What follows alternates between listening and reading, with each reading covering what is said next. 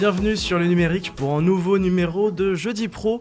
Aujourd'hui, on va parler de la guerre en Ukraine, mais sous un volet peut-être qu'on n'a pas beaucoup exploré depuis le début de la crise. On a parlé évidemment du volet militaire, du volet cyber, que vous pouvez d'ailleurs découvrir au quotidien sur le numérique. Et aujourd'hui, on va parler du volet spatial, évidemment, puisqu'il y a des conséquences induites par ce conflit en Ukraine contre la Russie. Et pour aborder ce sujet, je suis aujourd'hui avec Sandra Boudimir, cofondatrice de Starburst. Bonjour Sandra. Bonjour. Alors Sandra, évidemment, depuis le début de la crise, il y a beaucoup d'éléments complexes à prendre en compte et le domaine spatial n'échappe pas évidemment au phénomène. Est-ce que justement vous été surpris entre guillemets de l'onde de choc que le conflit a pris du point de vue de votre secteur, le secteur spatial ? Alors, évidemment, c'est un sujet assez délicat et on peut d'abord toujours évidemment regretter ce qui est en train de se passer. Et si on le regarde d'un point de vue, comme vous dites, spatial, industriel, new space et nouvelles technologies, c'est assez... entre guillemets, intéressant. Je fais attention aux mots que j'utilise. C'est assez intéressant de voir que, je sais plus, 2-3 jours après le début de la crise, Elon Musk a pris la parole. Elon Musk et SpaceX, c'est une entreprise qui n'existait pas il y a 15 ans. Attends. Et aujourd'hui, voilà, ils apportent une vraie solution de connectivité et sont un vrai élément dans cette crise. Ce qui va être intéressant, c'est de voir comme ça quels sont du côté de cette guerre technologique, quelles seront les forces en présence. Vous avez évoqué le cyber, mais il y a également la robotique, les drones, l'autonomie des systèmes, les outils de communication. Et tous ces aspects-là vont être intéressants à regarder.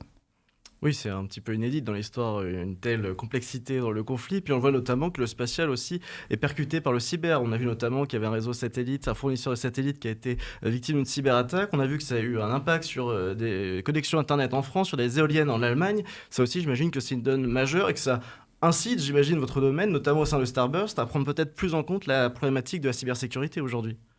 Alors tout à fait, la cybersécurité, c'est un sujet qui est pris en compte et qui est très dynamique avec des vrais acteurs et des vrais investissements qui ont lieu notamment en France, avec des acteurs qui se réunissent pour vraiment travailler ensemble à être toujours plus performants et à assurer la sécurité de nos systèmes, de nos entreprises, de nos communications, de nos systèmes de santé. Et ça, c'est vraiment très, très, très important, ouais. Non, il y a une autre problématique, c'est celle de la coopération internationale. Et je me dis que chez Starburst, c'est quelque chose qui vous concerne, puisque vous avez des antennes un peu partout dans le monde, que ce soit en Europe, en Asie ou en Amérique du Nord. Justement, on voit que l'agence spatiale russe, elle coupe progressivement les ponts avec l'Occident. Mais est-ce que finalement, ce qui se passe, c'est pas aussi une manière pour l'Occident de se renforcer sur le spatial, de donner une nouvelle impulsion pour justement ne pas dépendre d'un acteur qui pourrait s'affranchir. Aujourd'hui, on sent que la Chine et la Russie font bande à part. Est-ce que pour l'Occident, notamment l'Europe et les États-Unis, c'est pas le moment de reprendre un peu le leadership sur ça? Alors c'est une question qui est très intéressante et très complexe et ça se joue en ce moment. Vous avez suivi aussi qu'en ce moment il y a le sommet de Versailles qui a lieu. Donc les chefs d'État se réunissent. L'Europe a montré déjà que dans l'action, elle savait se réunir, prendre des décisions opérationnelles, prendre des décisions d'achat, d'armement inédites. Finalement, c'est découvrir une puissance européenne avec l'Union européenne, ce qu'on pensait presque impossible il y a quelques temps. Alors effectivement, on s'est découvert une puissance européenne, une capacité d'action adossée à l'OTAN. Enfin, on voit que tout ça fonctionne très très bien. Maintenant, on va voir ce que ça va signifier, quel impact ça aura au niveau technologique et au niveau des investissements dans le spatial et dans la défense. Aujourd'hui, chez Starburst, on accompagne des startups de l'aéronautique, du spatial et de la défense dans le monde entier. Et on a vu une dynamique en Europe se créer ces dernières années très, très, très, très forte. Si ces startups doivent grossir et être accélérées et trouver des investissements, il leur faut un marché. Et ce marché dans ces domaines spatiaux et de défense, il est avant tout local. Donc elles doivent trouver un marché européen. Pour qu'il y ait un marché européen, il faut des programmes européens. Donc ce qui va être intéressant, c'est de savoir si toute la hausse des budgets dont on a entendu parler L'Allemagne, qui de manière inédite met 100 milliards sur la table, l'Allemagne qui ouvre les discussions de manière beaucoup plus franche et beaucoup plus amicale à des projets de coopération en européen, tout en achetant et continuant à s'adosser à des équipements de l'OTAN, donc américains, mais en affichant une volonté de retravailler main dans la main, notamment avec la France, sur des grands programmes qu'on a vu aujourd'hui un peu stoppés. Le programme d'avions du futur, de système de combat aérien du futur qu'on appelle le SCAF, est piétiné un petit peu. Et ces grands programmes du futur, le char du futur, le porte-avions du futur, l'avion du futur, sont des programmes qui vont permettre justement l'intégration, l'implémentation de ces nouvelles technologies et de ces nouveaux acteurs. Donc on verra si ça va permettre de relancer les discussions et les investissements dans ces grands programmes européens, ce qu'on ne peut que souhaiter, ou au contraire, si cela va inciter à un recul et un recentrage des nations sur leur propre base industrielle.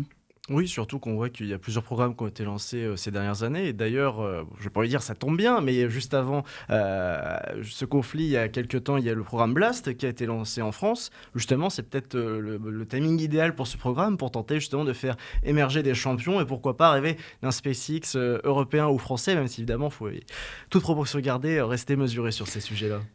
Tout à fait. Ces programmes sont d'autant plus importants qu'en France, contrairement aux États-Unis, en France, en Europe, le sujet de défense est un sujet tabou et compliqué. Une start-up qui travaille dans la défense aura, et c'est factuel, on le voit tous les jours, plus de difficultés à lever des fonds. Est-ce que cette crise permettra... Je fais attention à ce que je dis et à la manière dont je formule ça, mais est-ce que cette crise permettra d'inciter les investisseurs privés à débloquer un petit peu ces tabous et à augmenter les financements privés dans ces startups-là? On peut espérer. Ou alors, au contraire, est-ce qu'on va constater que cette crise montre qu'on a pris un retard qui est définitivement irrattrapable et qu'aujourd'hui, les acteurs en œuvre sont des acteurs plus matures qui ont été au préalable mieux financés. Moi, je pense qu'on peut encore rattraper ce retard, mais il faut...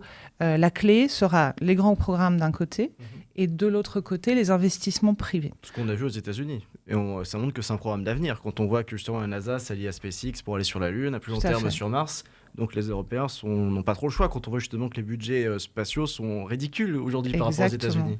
Et c'est les startups qu'on accompagne dans Blast. Donc Blast, c'est un programme où on prend 20 pépites tous les ans qui vont du très early stage, ce qu'on appelle, donc de projets de recherche jusqu'à des startups donc en levée de fonds qui ont des prototypes, on va dire.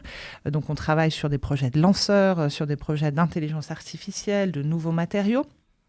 Il faut effectivement investir. Donc nous, on est en train de s'associer à d'autres acteurs, spécialistes des marchés financiers, nous spécialistes du marché aérospatial défense, pour monter ce méga-fonds. Je dis méga-fonds parce qu'on ne parle pas de quelques millions d'euros, on parle d'un fonds de entre 300 et 500 millions d'euros qui sera destiné à accompagner ces pépites du pré-seed, donc des premières levées de fonds, jusqu'à la série BC, et de pouvoir les accompagner sur tous leurs différents tours et qu'elles n'aient pas besoin d'aller lever des fonds sur d'autres marchés hors Europe. Oui, surtout qu'Emmanuel Macron a indiqué qu'il allait renforcer considérablement le budget défense de la France. La défense, ça tombe bien, c'est une de vos composantes chez Starburst. Ça aussi, j'imagine que ça peut bénéficier par ricochet à votre écosystème.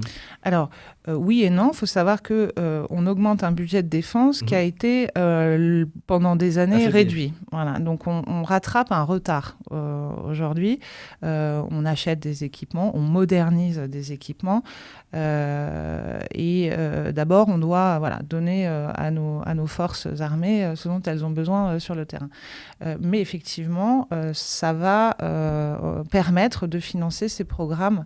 Donc, on a déjà été acté le porte-avions du futur, mais qui ne sera pas un deuxième porte-avions, qui sera le Charles de Gaulle est un peu vieilli sur ce sera le remplaçant du Charles de Gaulle. Peut-être qu'ils auront la chance de naviguer ensemble à un moment. Et ces systèmes de combat du futur, encore une fois. Donc, oui, tout ça sont des opportunités aussi pour notre base industrielle et pour nos champions de s'affirmer. On voit évidemment qu'on traverse des temps très particuliers. Chez Starburst, évidemment, vous êtes... j'imagine que vous regardez énormément ce qui se passe dans le spatial, avec tout ce qui se passe.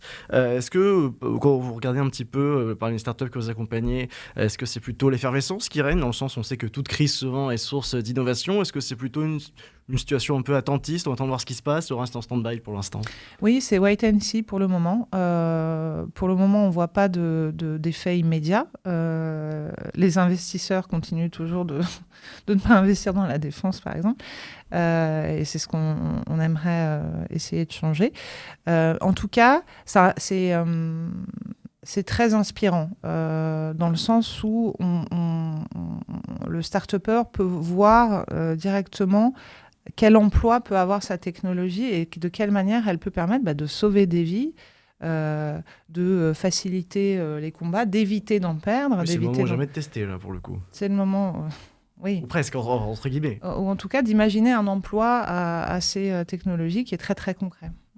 Et justement, à votre échelle, j'imagine que vous avez des projets pour cette année 2022. Est-ce que vous avez été un petit peu perturbé par justement la guerre en Ukraine, ou est-ce que ça va suivre son cours dans les prochains mois? Je pense qu'on est tous extrêmement perturbés par ce qui se passe. On a tous très peur de comment ça va évoluer, et de ça vont dépendre beaucoup de choses. Nous, on travaille à l'Europe, mais on croit aussi beaucoup en l'OTAN, et on accompagne l'OTAN sur ces sujets d'innovation. Donc il faut une Europe forte dans un OTAN fort. Et l'OTAN, c'est quand même plus de 1000 milliards de budget, mis tous ensemble. La France toute seule, on est à 50... Bon. Donc il faut remettre les choses en perspective. Donc on a besoin de l'OTAN, et on aura besoin de les alimenter, et c'est ce qu'on fait dans la réflexion d'accélération de l'innovation au sein des pays alliés, qui seront potentiellement du coup un marché encore plus large que le marché européen. C'est en ayant une Europe forte et des technologies fortes en Europe qu'on pourra aussi profiter de ces marchés-là, et pas se retrouver à acheter des technologies étrangères. Ce sera le mot de la fin. Merci beaucoup, Sandra. Merci à vous. Merci à Karl à la réalisation. Et puis évidemment, on se retrouve la semaine prochaine pour un nouveau numéro de Jeudi Pro.